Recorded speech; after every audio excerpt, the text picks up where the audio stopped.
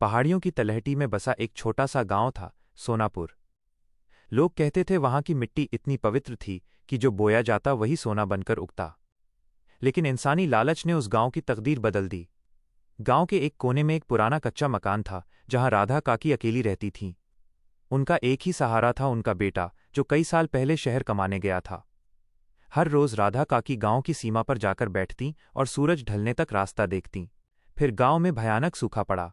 कुएं सूख गए, जमीन फटने लगी और अनाज खत्म हो गया। लोगों को शक हुआ कि शायद राधा काकी के पास उनके बेटे द्वारा भेजा गया धन या खाना छुपा है।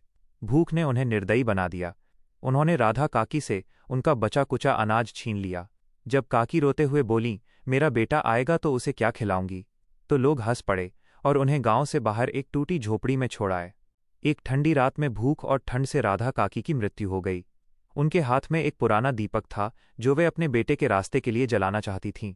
अगले दिन जोरदार बारिश हुई। गांव वालों ने राहत की सांस ली। तभी एक फौजी गाड़ी आई।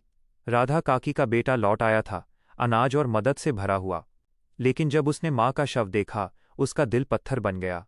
उसने किसी को एक दाना भी नहीं दिया। माँ का अंतिम संस्कार किया और हमेशा के लिए चला गया। कह गया, जिस गांव ने एक माँ को भूखा मारा, उसकी मिट्टी कभी किसी का पेट नहीं भरेगी। आज भी सोनापुर में कुएं हैं, खेत हैं, लेकिन कुछ नहीं उगता।